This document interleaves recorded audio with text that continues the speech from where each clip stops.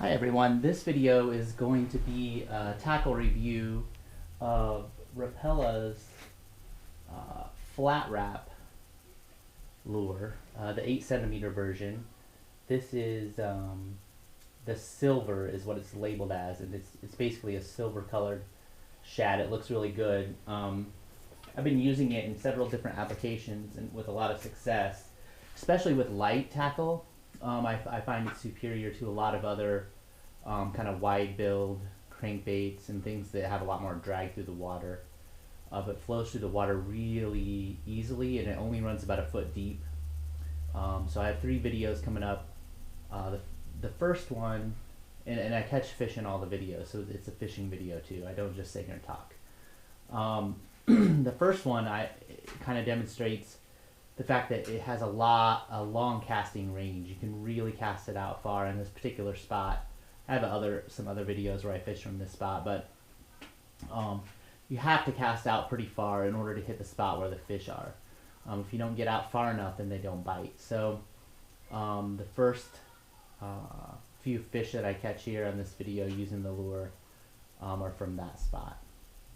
And it demonstrates the casting range of the lure. Oh, bite! Fish on!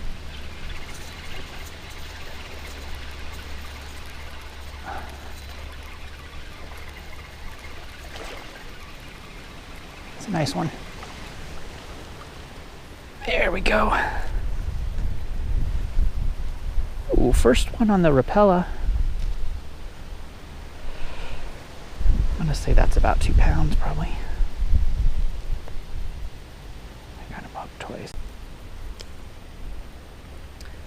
Finally caught something on my Rapala shad. He's not any bigger than the other ones I was catching. I'm going to say 1.75 probably. So not a mini jig fish for a change. What I really want is a big wiper to come up and just chomp this sucker down. That would be great. I'm happy. Oh, that was a big one.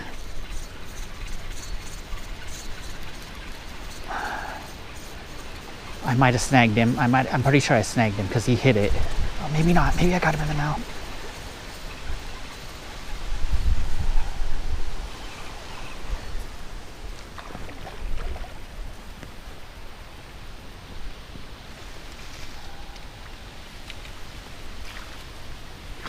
There we go. A little over 2 pounds. Didn't quite hit 2.5. So not quite as big as my other ones, but that was a fun one. Man, I thought he was bigger than that.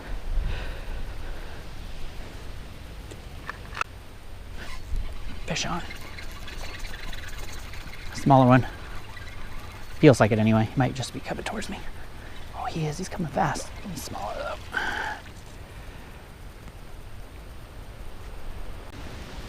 It's a dinky guy. Okay, this next video, what I'm doing is I'm walking along the shoreline, and I'm covering a lot of ground on kind of a sunny day along the lake, and the water's pretty clear, as you can see in the video.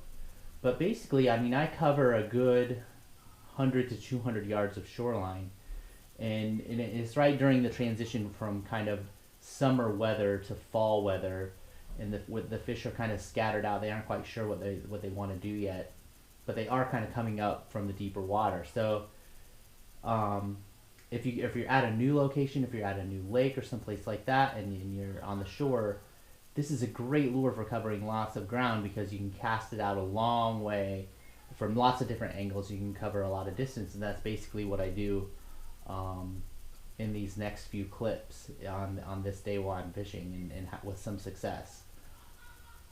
So here you go. Fish on. Man, that surprised me. I was looking at my bobber.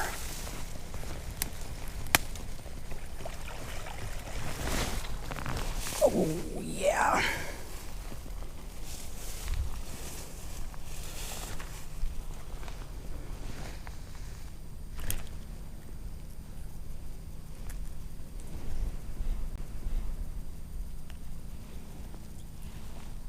All right, I was looking over at my bobber. That's a solid 2-pounder on the Rapala shad this time.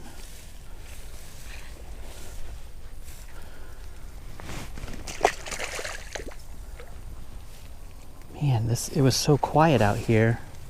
I'm doing a test on I have my big pole set up with a Berkeley Gulp minnow jigged out on this pole that I cast way out there. Mostly as a test to see if I could get the casting distance that I needed to get out to some of these spots.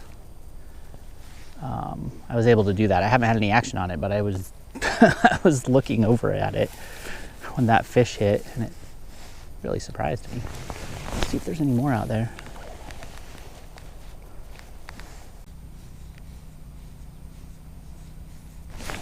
Fish on. Oh, that one feels decent.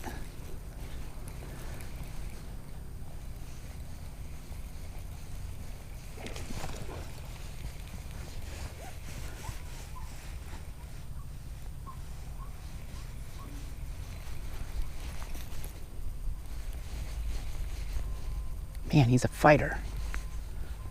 Yeah, that's a nice fish. Do not have my net.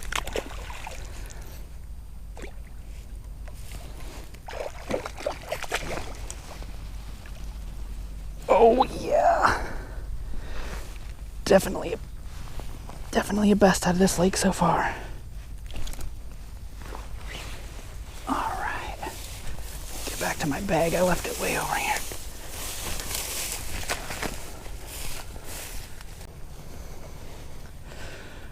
Oh, he seemed a little bit bigger, but he's right at 2.5. Man, that is a nice fish though. Beautiful looking fish.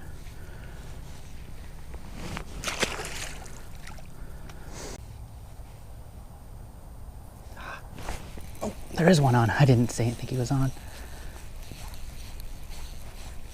Usually they just slam it. He must have been coming towards me a little bit. Oh, he wants to fight. Looks like another 2-pounder maybe. Come on in, buddy.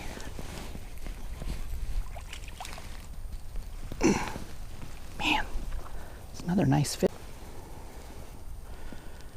Chunky little sucker. Another 2.5-pounder probably.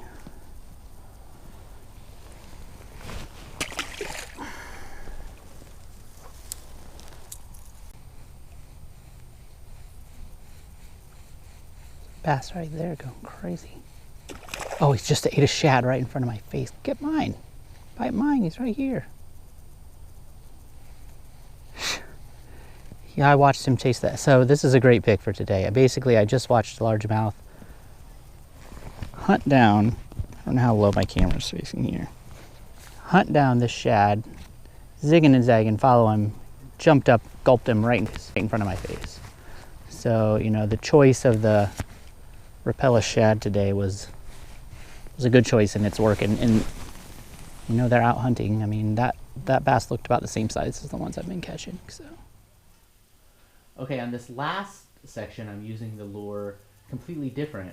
It's on a very shallow river, and it kind of combines all the elements of the lure that I really like. One, I can cast all the way to the far side of the river from where I'm standing. And most lures can't really do that unless they're really heavy. The second thing is the lure only runs about 6 inches deep or so. So there's areas of this where there's lots of rocks that are only maybe 6 or 8 inches under the water. And I can pull the lure along there. If it happens to get stuck or flow through there, I can get it through there without getting snagged most of the time. And the fish actually bite the lure, you know, which is one of the main things that you want to have when you're doing this. So you get the casting distance. You also have a lot less resistance in the water with this lure. And so when you're coming back against the current, it doesn't dive down to the bottom and just clink off the rocks along the bottom and jerk your pole around. It swims just like it should, even when it's coming toward you or across the current. Usually it's across the current. So it's really unique, I think, with respect to different types of lures. The fact that all the different applications that this one can do.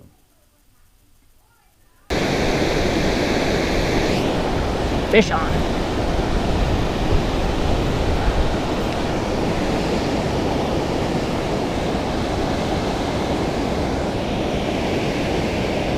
Where'd he go? There he is.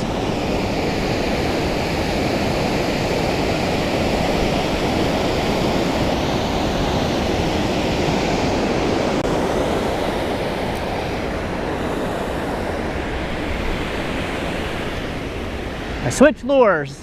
I went to the far end that time. It's a fat one. Feisty too. Man, he is fat.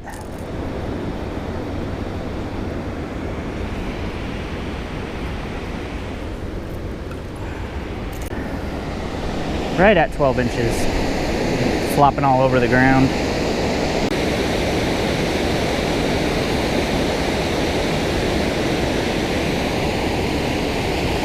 Fish on.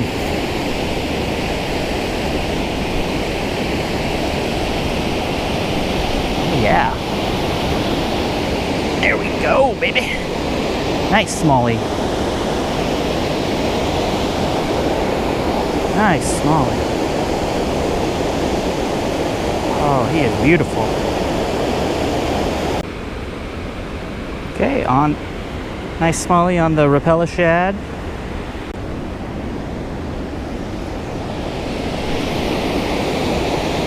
All right, beautiful smallmouth, 12.5 inches, fat. Let's see if we can get some more of these this afternoon.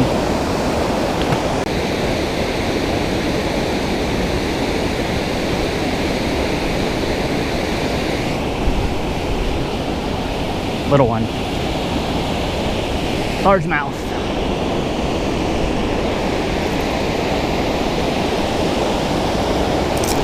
I yanked him right up out of the water.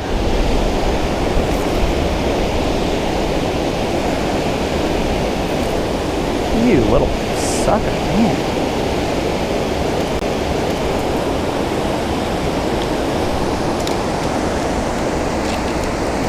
Boy, this guy is feisty. Get me all muddy. Get me all muddy. Getting me pricked with my with my lure. Little turd.